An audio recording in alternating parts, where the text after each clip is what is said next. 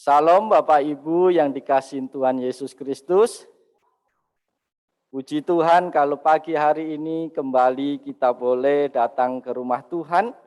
Kita akan membaca firman Tuhan pada pagi hari ini terambil di dalam Amsal pasal 3. Kita membaca ayat 9 sampai ayat yang ke-15. Amsal pasal 3 ayat 9 sampai ayat 15. Sekali lagi, Amsal pasal 3 ayat 9 sampai 15. Saya akan membacakan untuk Bapak Ibu semua. Bapak Ibu silahkan mengikutinya di dalam Alkitab masing-masing. Demikian firman Tuhan. Muliakanlah Tuhan dengan hartamu dan dengan hasil pertama dari segala penghasilanmu. Maka lumbung-lumbungmu akan diisi penuh sampai melimpah-limpah. Dan bejana pemerahanmu akan meluap dengan air buah anggurnya. Hai anakku, janganlah engkau menolak didikan Tuhan, dan janganlah engkau bosan akan peringatannya. Karena Tuhan memberi ajaran kepada yang dikasihinya, seperti seorang ayah kepada anak yang disayangi. Berbahagialah orang yang mendapat hikmat, yang memperoleh kepandaian. Karena keuntungannya melebihi keuntungan perak, dan hasilnya melebihi emas. Ia lebih berharga daripada permata, apapun yang kau inginkan tidak dapat menyamainya. Amin. Yang berbahagia adalah kita yang membaca dan merenungkan firman Tuhan serta melakukan dalam kehidupan tiap-tiap hari. Bapak Ibu, yang menjadi tema kita itu terdapat di ayat yang ke-9, muliakanlah Tuhan dengan hartamu. Bapak Ibu yang dikasihi Tuhan, tema kita pagi hari ini adalah muliakanlah Tuhan melalui harta. Sebelum merenungkan firman Tuhan ini, Bapak Ibu, saya mau sampaikan satu kisah hidup. Dan biarlah kisah ini menolong kita untuk bisa seperti tokoh yang akan saya ceritakan. Ada seorang bernama John D. Rockefeller. Dia adalah orang terkaya dalam sejarah Amerika, bahkan dunia. Ia seorang pekerja keras, dia menguasai bisnis minyak bumi di Amerika. Tetapi ia seorang yang sangat pelit dan penuh perhitungan dalam segala hidupnya. Di tengah kekayaannya yang begitu luar biasa, ia mengalami ketakutan, kecemasan kalau hartanya dicuri orang. Bahkan ia menderita sakit yang sangat kronis pada pencernaannya, sehingga ia tidak bisa makan. Dia hanya bisa makan susu sedikit dan roti kering kecil. Dan karena penyakitnya, rambutnya itu pada rontok semua. Maka tubuhnya kurus kering, dan dia hanya bisa berbaring di tempat tidur. Di tengah-tengah kemewahan hidup, ia sengsara. Dan dokter memvonis bahwa dia hanya berumur singkat. Atau dengan katanya sebentar lagi dia akan meninggal. Singkat cerita, Bapak Ibu yang dikasihi Tuhan, ia mendapatkan arti hidup ketika dia mengalami pertobatan. Ia menerima Tuhan Yesus secara pribadi. Dan dia mulai membagikan hartanya kepada orang miskin. Ia mendirikan yayasan-yayasan untuk membantu orang miskin dan piatu. Dan dia mengalami sukacita yang luar biasa ketika dia mampu memberikan apa yang ia miliki. Dan sukacita itu membuat hatinya tidak takut lagi, tidak khawatir lagi. Dan itulah yang menjadi obat yang menyembuhkan sakit penyakitnya. Dan akhirnya John Rockefeller mendapat kesembuhan luar biasa. Dan dia berumur panjang. Dan dia meninggal di usia 98 tahun. Ia telah menjadi berkat bagi orang banyak, bagi dunia, melalui harta yang ia miliki. Bapak, Ibu, Saudara dikasihi Tuhan, Amsal pasal 3 ini, Salomo sedang mengajar bagaimana kita bisa mengikut Tuhan dengan benar. Maka rumusan yang dibuat oleh Salomo di Amsal 3 ini adalah satu, janganlah melupakan ajaran Tuhan. Itu ayat pertama. Yang kedua, percaya dan bersandar kepada Tuhan. Ayat kelima, hidup dan perbuatan kita hendaklah diselaraskan dengan kehendak Tuhan dan firman-Nya. Itu ayat 6 dan 7. Gunakan hikmat dan bijaksana yang berasal dari Tuhan dalam menjalani hidup. Itu ayat 13, 21, 22. Dan yang terakhir, muliakanlah Tuhan dengan hartamu. Ayat 9 dan ayat 10. Jariku tuh yang kena. Memberi persembahan kepada Tuhan adalah salah satu hal yang penting dalam mengikut Tuhan dengan benar. Nah, Bapak, Ibu, Saudara yang dikasihi oleh Yesus Kristus. Dalam kita memuliakan Tuhan itu banyak caranya. Dan kita pasti tahu apa saja yang bisa kita lakukan untuk memuliakan Tuhan. Tapi pagi hari ini secara khusus kita belajar dari Salomo. Salah satu cara untuk memuliakan Tuhan adalah melalui harta. Harta adalah apa yang kita miliki. Oleh sebab itu, pada pagi hari ini kita mau belajar prinsip dasar, prinsip yang penting bagaimana kita bisa memuliakan Tuhan melalui harta. Maka lewat pembacaan kita tadi, Bapak Ibu kasih dalam Tuhan, ada 3 prinsip dasar dalam memuliakan Tuhan melalui harta. Yang pertama, kita bisa memuliakan Tuhan dengan harta kita dengan cara memberi yang terbaik. Ayat 9, saya bacakan, muliakanlah Tuhan dengan hartamu dan dengan hasil pertama dari segala penghasilan. Dalam budaya Israel, segala sesuatu yang pertama, yang sulung itu adalah milik Tuhan. Apa saja. Punya anak yang pertama itu dipersembahkan untuk Tuhan. Pasti jadi pelayan Tuhan. Punya hasil kebun yang pertama pasti diberikan kepada Tuhan, dibawa ke rumah Tuhan. Apa saja ketika ternak mereka punya anak, diserahkan kepada Tuhan. Maka hasil pertama itu milik Tuhan. Tetapi dalam dunia modern sekarang susah diterapkan. Karena Bapak Ibu nggak beternak ya.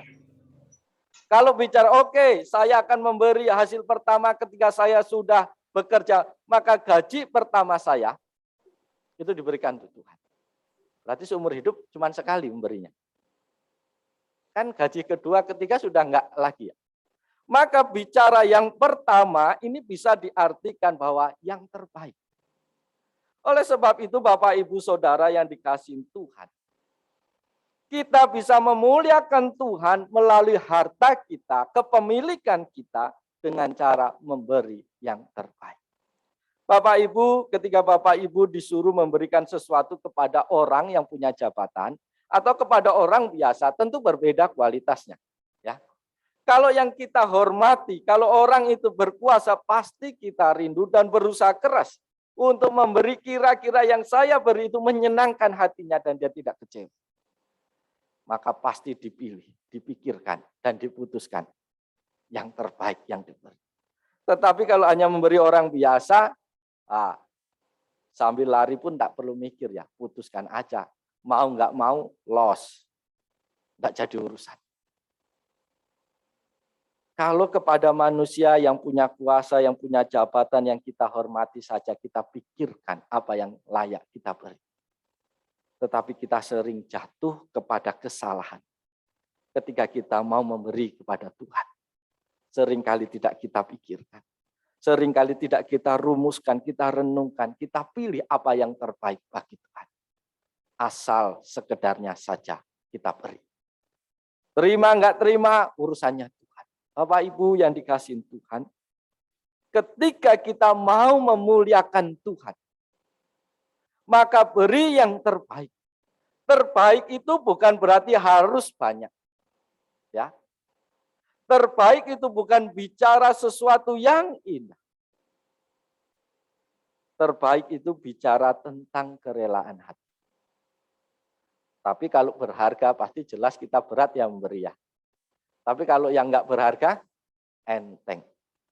Bapak Ibu yang dikasihi Tuhan, saya belajar banyak ketika saya mengembalakan jemaat Tuhan. Dari awal saya enggak pengen punya cita-cita jadi hamba Tuhan, enggak punya. Setelah sekolah teologi pun enggak mau saya menjadi pelayan Tuhan di gereja, enggak. Saya tidak punya background, enggak punya kemampuan untuk mengembalakan atau melayani di gereja. Maka ketika kuliah saya ambil jurusan misi. Jurusan misi itu enak, jalan-jalan terus kerjaannya. Nah, itu hidup saya dari awal. Kemana saja pergi, saya senang. Tetapi ketika Tuhan panggil saya untuk mengembalakan Tuhan, maka saya harus belajar dari awal. Dan semua harus berubah. Bapak Ibu yang dikasihin Tuhan, saya selalu kalau melayani di sebuah gereja, saya pikir, wah saya nggak bisa ini dan itu. Kira-kira bisa nggak saya melayani? Coba di sebuah pelayanan, perintisan, ketika mulai ibadah, nyanyi nggak bisa. Main musik nggak bisa. Terus siapa yang mulai ngajar nyanyi di gereja atau di perintisan? Bapak Ibu yang dikasihin Tuhan, tetapi saya pernah bertekad ketika saya percaya kepada Tuhan. Meskipun saya tidak punya berapa banyak, mungkin 1% yang saya punya, tapi yang 1% itu akan saya persembahkan 100% kepada Tuhan. Maka menjadi seorang pelayan Tuhan, menjadi gembala itu harus menjadi teladan. Bukan hanya dalam bicara, bukan hanya dalam berperilaku, tetapi dalam berbagai hal. Bapak Ibu, kalau Bapak Ibu tanya, kira-kira saya pagi hari ini capek atau tidak? Bapak Ibu bisa tahu jawabannya? Sudah hampir 1 bulan saya nggak pernah tidur siang. Capek. Nggak pernah istirahat. Kalau saya mau istirahat, bisa nggak? Bisa. Kalau saya mau tidur, bisa kalau saya mau. Tapi ketika kaum bapak bekerja, saya tidur ngorok. Bagaimana pertanggungjawaban saya secara moral di hadapan Tuhan? Bekerja atau tidak bekerja, saya harus ada di tengah-tengah bapak-bapak yang bekerja. Itu salah satu teladan. Bapak-bapak bekerja, pulang kerja, masih menyempatkan waktu untuk bekerja ke gereja. Tadi malam pulang jam 9 malam. Capek pasti. Tetapi bagi seorang pelayan harus menjadi teladan. Harus ikut bekerja. Kalau mau lepas tangan, bisa. Itu bukan urusan saya. Betul ya Bapak Ibu ya? Urusan saya pelayanan, bukan nukang. Nukang juga nggak bisa saya. Tetapi apa yang bisa saya beri? Saya berikan 100% kepada Tuhan. Bapak Ibu memberi yang terbaik kepada Tuhan. Tidak melulu dalam bentuk uang. Tetapi apa yang kita miliki yang bisa kita persembahkan kepada Tuhan dengan kualitas yang baik. Berarti kita memuliakan Tuhan. Memberi kepada seorang raja tentu berbeda kepada memberi kepada yang lain. Tuhan kita raja di atas segala raja. Maka kalau kita bisa menyenangkan orang lain melalui pemberian-pemberian kita yang baik, kenapa kita tidak bisa menyenangkan Tuhan dengan pemberian kita juga yang harusnya lebih baik? Bapak Ibu kasih dalam Tuhan, kalau Bapak Ibu setiap hari kasih makanan kepada saya, jahat kayak apapun Bapak Ibu, pasti saya pandang baik. Betul ya? Karena sudah disogok tiap hari. Dikasih terus, kasih terus. Dan saya pasti memperlakukan Bapak Ibu berbeda daripada orang yang belum pernah kasih sesuatu kepada saya. Betul ya? Padahal saya itu jahat loh Bapak Ibu. Apalagi kalau Bapak Ibu selalu menyenangkan hati Tuhan. Memuliakan Tuhan dengan pemberian yang terbaik. Pasti Tuhan perlakukan Bapak Ibu berbeda daripada yang lain. Oleh sebab itu Bapak Ibu kasih dalam Tuhan, prinsip yang pertama, kita bisa muliakan Tuhan dengan harta kita, yaitu dengan memberi yang terbaik. Prinsip yang kedua Bapak Ibu kasih dalam Tuhan Yesus Kristus, kita bisa memuliakan Tuhan melalui harta kita dengan cara memberi dengan kerelaan hati. Apalah artinya sebuah pemberian yang banyak, yang besar, tetapi tidak disertai dengan sebuah kerelaan. Bapak Ibu yang dikasihin Tuhan, saya punya pengalaman ketika pelayanan. Ada orang nggak kenal Tuhan, tetapi apapun yang dilakukan di gereja, dia selalu kasih persembahan untuk gereja. Bilang, Om, kalau bangun apa-apa, kasih tahu ke saya. Mau keramik gereja, saya kasih. Bangun toilet di gereja, semuanya dari dia. Padahal bukan orang percaya. Saya tanya, kok baik amat? Ketika hari rayanya mereka, saya datang. Kenapa kok kasih? Ya, hitung-hitung buang sial, Om. Buang sial dikasih ke gereja.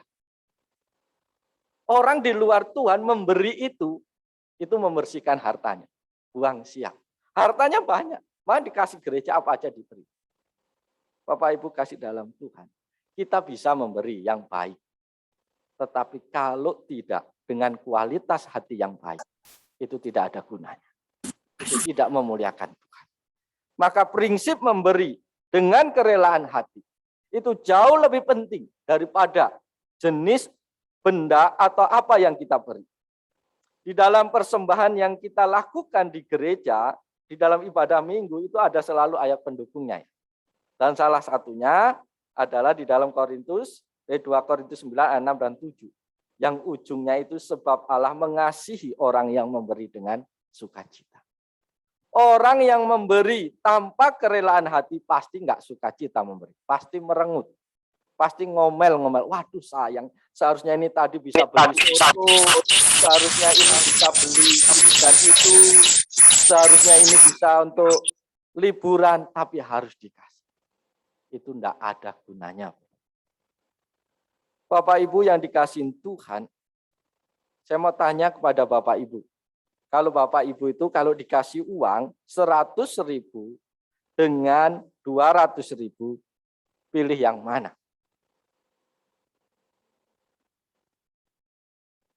Pilih yang 200 atau yang 100? Kompak ya, pilih yang 200 ya. Saya akan kasih Bapak Ibu hari ini 200.000 dalam bentuk pecahan koin 1000-an. Dan saya lempar di muka Bapak Ibu. Tapi yang 100 dalam bentuk 1 lembar. Kasih dengan senyuman. Pilih yang mana? Sekarang pilih yang mana? Pilih yang 200 atau yang 100? Pelin-pelan ya Bapak Ibu ini ya. Nggak konsisten. Tadi pilih yang 200. Sama ya. Kita manusia aja senang kalau diberi dengan sukacita. Dengan kerelaan. Apalagi Bapak kita yang sudah terlalu banyak memberi kepada kita. Maka prinsip kita bisa memuliakan Tuhan dengan harta kita apabila kita memberi dengan kerelaan hati. Bapak Ibu, saya mendengar sebuah kesaksian seorang ketua sinode di sebuah gereja. Dan saya belajar banyak dengan Bapak Pendeta ini. Dia menjadi hamba Tuhan di gerejanya itu sudah dipecat 2 kali. Tapi dia tetap kembali melamar di gereja. Dan dia menjadi ketua sinode di gereja ini sampai 2 kali. Bapak Ibu sebagai teladan dalam memberi. Dia putuskan bahwa gajinya, selerinya sebagai hamba Tuhan selama 1 tahun itu diberikan untuk gereja di mana dia melayani. Untuk pembangunan, untuk apa saja. Dan sebelum memutuskan itu biasa ya. Rembukan dulu sama istrinya. Dan istri itu kan selalu main perasaan. Loh, kalau dikasih semua makan apa kita? Kan nggak kenyang kalau cukup makan cinta doang. 1 tahun gajinya itu sudah di dalam bentuk surat diserahkan majelis, pokoknya nggak usah digaji 1 tahun. 1 tahun gajinya itu diberikan untuk pelayanan operasional gereja. Karena gerejanya lagi sedang membutuhkan biaya. Tetapi ketika ngobrol pada akhirnya mereka sepakat, oke, gaji selama 1 tahun itu diberikan, dipersembahkan. Terus istrinya kembali lagi. Betul ini Pak, serius ini. Serius, sudah tanda tangan. Terus makan apa kita besok Pak? Tuhan pasti pelihara kita. Kalau kita merawat rumah Tuhan. Saya tanya kepada Pak Alex di tempat ini atau bapak-bapak yang ikut kerja. Bapak-bapak waktu kerja kelaparan nggak di gereja? Makan terus ya. Tapi enggak perlu tanya dari mana makanan itu, enggak penting kan. Yang penting ada dan dimakan. Begitu juga dalam hidup kita. Enggak perlu tanya dari mana datangnya uang, datangnya pemeliharaan Tuhan. Yang jelas kita dipelihara Tuhan kalau kita memberi dengan sukacita. Dan menurut kesaksian hamba Tuhan ini, setelah mereka putuskan selama 1 tahun uang gajinya dipersembahkan untuk gereja. Tiba-tiba ketika dia pelayanan di desa yang kecil, seseorang datang naik mobil kebablasan. Dan mobil itu mundur lagi. Dan tanya, Bapak gimana, dan akhirnya singkat cerita, yang mengendarai mobil ngomong, Berapa gaji Bapak pendeta selama 1 bulan? Sekian. Dan orang bilang, saya akan bayar gaji Bapak selama 1 tahun. Kenal dengan orang ini? Tapi yang jelas, Tuhan kenal sama orang ini. Maka Tuhan perintahkan dia. Bapak Ibu, ketika Bapak Ibu mampu memberi yang terbaik untuk Tuhan, enggak usah tanya besok makan apa. Yang jelas masih nasi makanan kita, belum berubah. Enggak usah tanya apa yang akan menjadi kebutuhan hidup anak-anak kita, biaya operasional harian kita. Kalau kita sudah beri dengan sukacita, Tuhan itu tidak mau berhutang budi kepada Bapak Ibu. Tuhan pasti bayar lunas. Dan pembayaran Tuhan pasti jauh lebih baik daripada apa yang Bapak Ibu beri. Maka prinsip yang kedua, kalau kita mau memuliakan Tuhan melalui harta, beri dengan kerelaan hati. Prinsip yang ketiga, Bapak Ibu, kita bisa memuliakan Tuhan melalui harta kita apabila kita memberi dengan konsisten. Arti konsisten Bapak Ibu tahu ya? Terus. Apalagi artinya? Terus. Apalagi artinya? Terus. Bukan hari ini memberi, bulan besok cuti dulu ya Tuhan. Bulan depan, waduh nggak sempat Tuhan. Bulan berikutnya, aduh Tuhan kalau ingat kalau ada sisa. Bukan. Bapak Ibu yang dikasihi Tuhan, kita bisa memuliakan Tuhan melalui harta kita ketika kita memberi dengan konsisten. Artinya, itu bicara ketepatan waktu, waktunya sama. Jumlahnya juga minimal sama. Tidak boleh berkurang. Kalau peningkatan, baik. Bapak, Ibu, Saudara yang dikasihi oleh Tuhan. Disinilah seringkali yang menjadi kelemahan kita semua. Kita sering bisa memberi dalam jumlah yang luar biasa ketika iman kita sedang bergelora. Maka beri yang baik yang terbanyak. Tapi ketika imannya turun, memberi sedikit pun berat. Tetapi yang Tuhan rindu adalah kita beri dengan konsisten. Bapak Ibu kasih dalam Tuhan, ada seorang anak sekolah minggu di dalam keluarga yang protes kepada mamanya. Karena dia tahu setiap kali dia diajak ibadah minggu, dia duduk di samping mamanya. Dan dia selalu melihat ketika kantong persembahan diedarkan, mamanya kasih persembahan. Dan apa yang diberi? Mamanya selalu memberi uang dengan gambar seorang pejuang yang gagah perkasa pakai pedang. Rp1.000.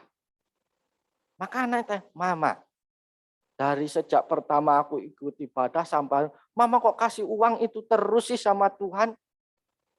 Kan Mama sering beli yang lain-lain itu loh, bukan pakai uang itu. Pasti itu lebih besar. Maka mamanya bilang, nak, kamu masih kecil. Kamu belum tahu apa-apa. Mama ini belajar konsisten. Mama ini belajar mempraktekkan apa kata Pak Pendeta ketika khotbah. Emang ngomong apa Pak Pendeta, Ma? Pak Ponda bilang bahwa Tuhan Yesus tidak berubah dulu, sekarang, dan selama-lamanya. Maka mau belajar konsisten. Persembahannya juga dulu, sekarang, sampai selama-lamanya nggak berubah. Ini konsisten yang nggak benar, Bapak. Kita bisa memberi kepada Tuhan. Bukan bicara sekali lagi jumlah. Tapi kerelaan hati. Bapak Ibu, kalau Bapak Ibu sedang jatuh cinta. Atau anak-anak muda yang belum menikah sedang jatuh cinta.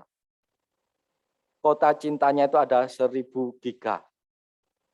Mau diterima 1 hari atau maunya diterima setiap hari? Yang masih punya pacar. Alah sehari aja ditumplekkan sekaligus. Besok nggak punya lagi nggak apa-apa. Yang penting sekarang. Enggak ya? Atau Bapak Ibu yang pegawai, sistem pensiun sekarang itu berbeda dengan dulu ya. Kalau dulu tiap bulan masih dapat terima. Kalau sekarang sekaligus. Ya kalau orangnya nggak bisa terima, tidak bisa memanage uang itu, sehari ya habis. Maka lebih baik terima aja setiap bulan walaupun kecil. Bapak Ibu, konsistensi itu sangat diperlukan dalam setiap bidang kehidupan. Termasuk dalam pemberian kita kepada Tuhan. Jangan hari ini beri, besok enggak, besok beri. Maka itu lama-lama, Bapak Ibu, kehidupan kita. Kalau Tuhan perlakukan sama, ya Tuhan ingat diberi, diberkati.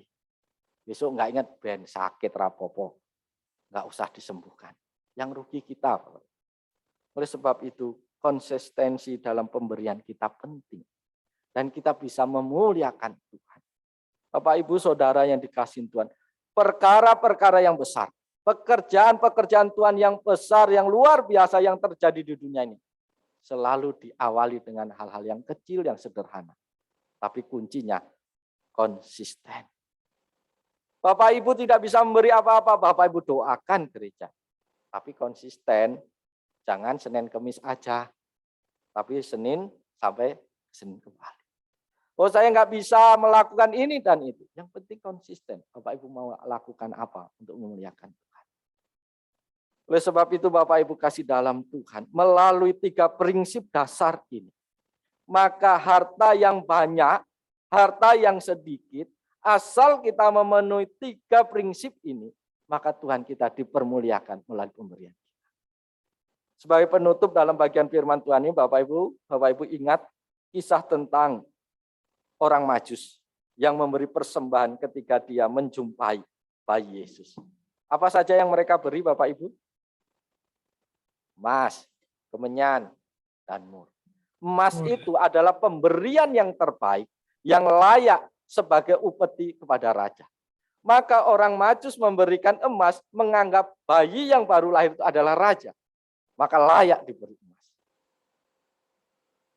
Kemenyan dan mur itu adalah wangi-wangian rempah-rempah yang dipakai dalam ibadah pada masa itu, yang dipakai oleh para imam. Maka ketika orang Majus memberikan kemenyan dan mur kepada bayi Yesus, maka menganggap bahwa Tuhan Yesus yang masih bayi itu adalah imam besar yang layak menerima persembahan yang berupa wangi-wangian rempah-rempah. Sekarang, Bapak Ibu memperlakukan Tuhan Yesus itu sebagai apa? Kalau engkau memperlakukan Tuhan Yesus sebagai rajamu, maka engkau malu kalau memberi yang tidak pantas. Pemberian yang harusnya diterima sebagai seorang raja.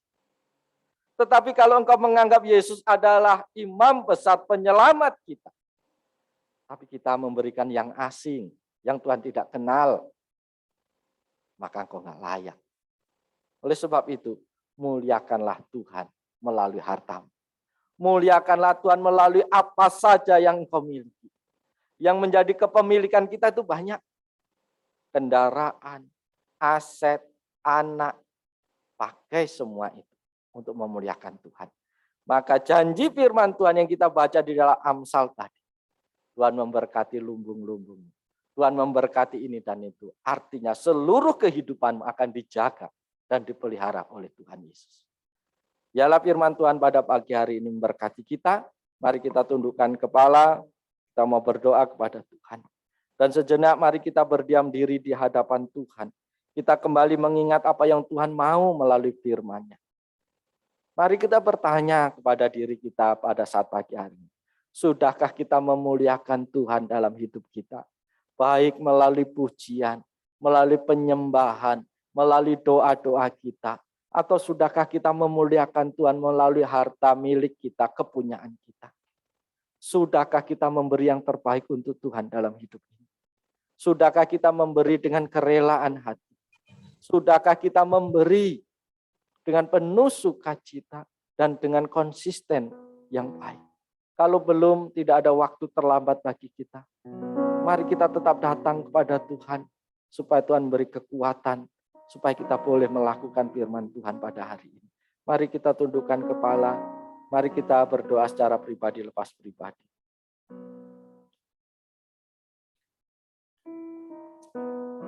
Bapa Surgawi, kembali kami datang kepada-Mu. Kami mengucap syukur untuk segala kebaikan Tuhan, kemurahan Tuhan, yang Tuhan nyatakan melalui firman-Mu pada pagi hari. Kami sadar seringkali kami gagal menjadi pelaku firman-Mu, karena kelemahan kami, karena kelalaian kami, karena kami masa bodoh terhadap firman. Tapi hari ini kami mohon kekuatan daripada Tuhan untuk terus menolong, memampukan kami menjadi pelaku-pelaku firman. Terima kasih Yesus, saat pagi hari ini secara khusus kami bersyukur menyerahkan seluruh kehidupan jemaat Tuhan di tempat ini di dalam tangan kasih-Mu. Kami bersyukur untuk pertolongan-pertolongan Tuhan di waktu-waktu yang sudah kami lalui. Dan pada pagi hari ini kembali kami mau menyerahkan seluruh kehidupan jemaat Tuhan.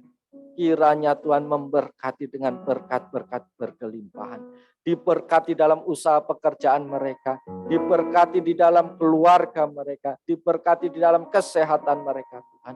Apabila ada jemaat yang saat ini sedang dalam kelemahan tubuh, kami mau berdoa di dalam nama Yesus, ulurkan tangan yang penuh kuasa, jamah sembuhkan segala sakit penyakit mereka. Beri kekuatan yang baru yang berasal dari Tuhan, sehingga jemaat boleh beraktivitas diberkati oleh Tuhan.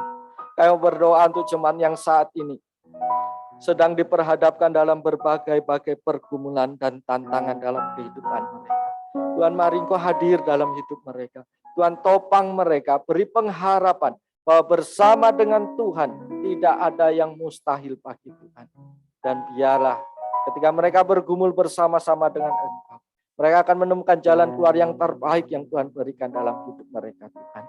Kami juga terus menyerahkan untuk kegiatan pelayanan kami di tempat ini Tuhan. Tuhan terus tolong, Tuhan terus berkati. Ketika kami masih beribadah secara online, setiap sarana yang kami pergunakan Tuhan berkati. Kami percaya berkat Tuhan, kuasa Tuhan tidak dibatasi oleh apapun.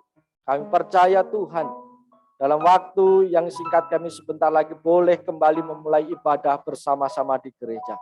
Dan kami merindukan Tuhan, tolong Tuhan berkati kami semua, supaya kami tetap sehat, kami tetap bisa menjaga protokol kesehatan dengan baik, sehingga kami boleh bersuka cita kembali beribadah, memuji-mujikan Engkau di tempat ini Tuhan. Terima kasih, kami juga terus menyerahkan bangsa dan negara kami dalam tangan kasih-Mu. Biarlah Tuhan terus pimpin bangsa kami. Terus Tuhan tolong berkati setiap usaha bangsa kami untuk mengatasi wabah corona ini.